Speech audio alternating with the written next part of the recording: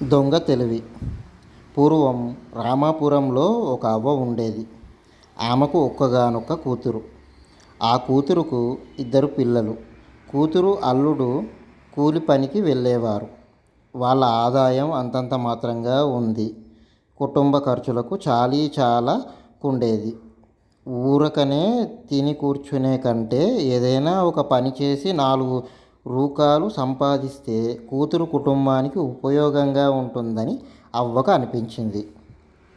ఉదయాన్నే పప్పు నానబెట్టి మధ్యాహ్నం దాన్ని రుబ్బి సాయంత్రం ఇంటి ముందు కట్టెల పొయ్యి మీద వడలు కాల్చేది.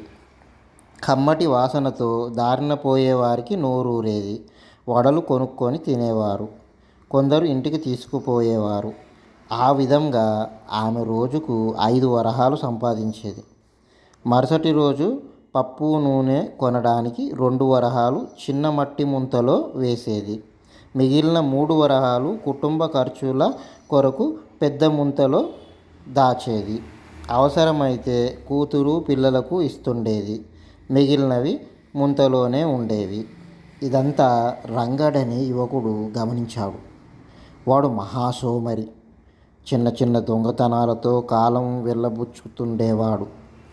అవ్వ దాస్తున్న ధనం కాజేయాలని వాడి పథకం.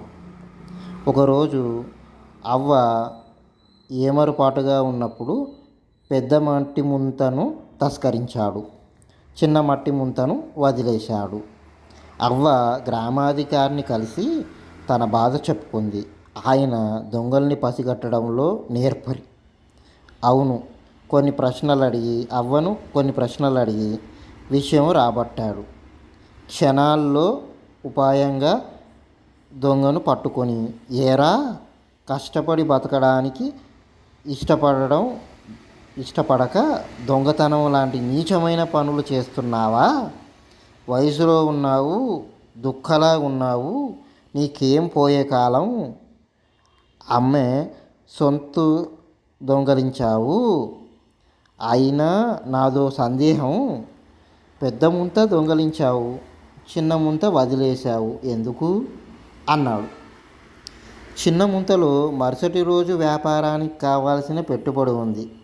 అది ఉంటేనే అవ్వ వ్యాపారం సౌగా జరుగుతుంది. ఆమె కుటుంబ పోషణకు పోను మిగిలిన దాంతో మళ్ళీ పెద్ద ముంతలో నిండుతుంది. నేను దొంగలించడానికి పనికి వస్తుంది. అందుకే చిన్న ముంతను వదిలేశాను అన్నాడు. దొంగ ముందు చూపు చూసి గ్రామాధికారి ఆశ్చర్యపోయాడు. ఒరేయ్, నువ్వు చూడబోతే తెలివైన వాడిలాగే ఉన్నావు. కాకపోతే సోమరితనం వల్ల దొంగవయ్యావు. ఇకనైనా సోమరితనం వదిలి దొంగతనాలు మాని అవ్వను ఆదర్శంగా తీసుకొని కష్టపడి గౌరవంగా బతుకు. దొంగతనం చేసినందుకు నీకు శిక్ష వేయాలి అని ఉన్నప్పటికీ మొదటి తప్పుగా భావించి వదిలేస్తున్నాను అని అన్నాడు గ్రామాధికారి. రంగడు పశ్చాత్తాపపడ్డాడు. అవ్వకు గ్రామాధికారికి క్షమాపణలు చెప్పాడు. దొంగలించిన డబ్బు అవ్వకిచ్చేశాడు. తర్వాత దొంగతనాల జోలికి పోకుండా శ్రమను నమ్ముకొని బతుకుతూ గ్రామాల్లో మంచి పేరు తెచ్చుకున్నాడు.